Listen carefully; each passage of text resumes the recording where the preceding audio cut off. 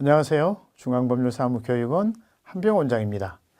국내에서 발생하는 최근 이슈를 가지고 쟁점과 대안을 찾는 이슈 토크 시간입니다. 오늘은 개인 파산에 대한 내용인데요. 대법원에서는 홈페이지에 따르면 우리나라 70세 이상 노년층의 개인 파산 접수율은 4년 전 대비 60% 이상 증가했다고 합니다. 지금 앞에 표를 잠깐 보도록 하겠습니다. 2019년에 25,554건, 2020년에 3,082건, 2021년에 3,556건, 2022년에 3,575건, 2023년에 4,204건, 지금 2,500에서 4,200으로 증가하고 있는 모습을 볼 수 있습니다.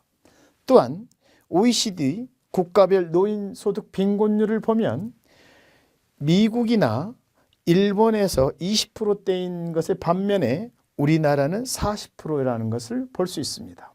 이렇게 노인 빈곤율이 부동의 1위를 차지하고 있기 때문에 이 노인에 대한 개인 파산을 주목해야 하는데요.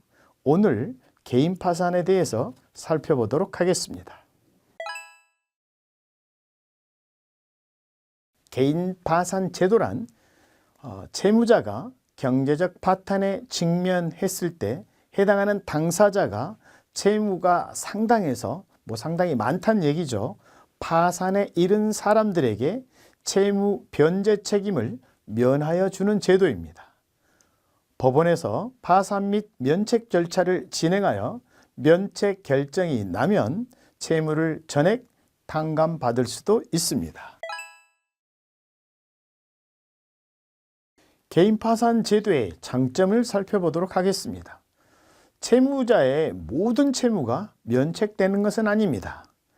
면책 후에 신용불량이 삭제되고 그 다음에 채권자가 채무자의 재산에 압류, 가압류 부분을 했겠죠. 그 압류가 해제되고 채무자의 금융거래가 제한이 있었을 때 정상적인 은행거래가 가능하며 다음에 취업도 개인 사업도 가능하다. 그러니까 파산자가 되면 할 수 없는 직업과 할 수 없는 사업이 정해져 있는데 이 파산 이후 면책을 받았을 때 이러한 면책 이후죠.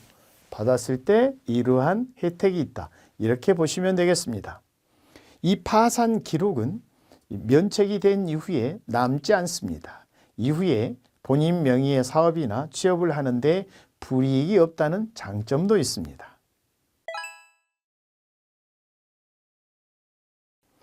그렇다면 개인 파산 절차가 어떻게 되는지 살펴보겠습니다.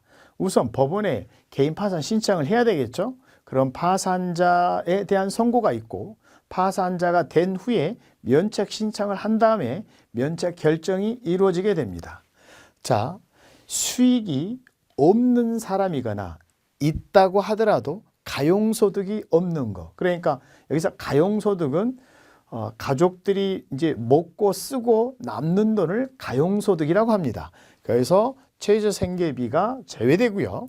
채무자의 재산을 처분을 해서 먼저 채권자들에게 변제를 먼저 합니다. 물론 여기서 면제재산이라는 제도가 있어서 민사집행법에서 말하는 압류금지 채권에 해당되는 부분들이 면제재산에 해당됩니다. 그러니까 왜냐하면 채무자도 먹고 자고 생활을 해야 되기 때문이죠. 어찌됐든 이것은 변제에 투입을 하지 않습니다. 그리고 나머지 채무자의 재산을 환가해서 채권자들에게 나눠준 다음에 나머지의 채무를 면책을 받는다. 이렇게 보시면 되겠습니다. 개인 회생과 크게 차이가 있는 부분은 개인 회생의 경우에는 개인 파산자에 비해서 불이익이 좀 적습니다. 다만 개인 회생은 가용소득이 있는 상태에서 일정한 기간 동안 3년에서 5년 정도 되는데요. 이렇게 변제를 하도록 하는 제도가 개인 회생입니다. 어찌됐든 개인 회생은 가용소득이 존재하면 일정한 기간 동안 변제한 다음에 나머지를 면책을 해주고 개인 파산은 그렇지 않고 한 방에 면책까지 갈 수 있다. 이렇게 보시면 되겠습니다.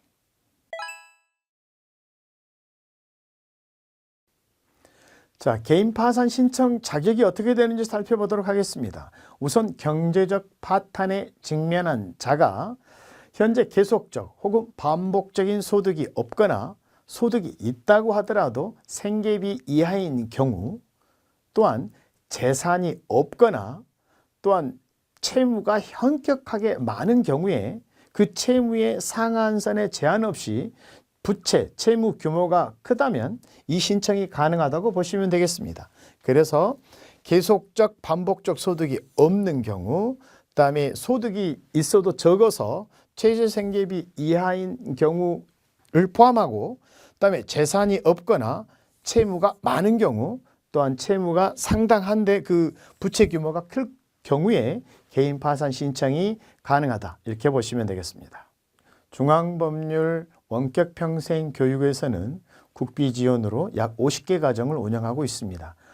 방금 설명한 개인 파산에 대한 설명도 저희 홈페이지에 방문하시면 자세한 사항을 알 수 있습니다. 다음 시간에 또 다른 사건으로 뵙도록 하겠습니다. 감사합니다.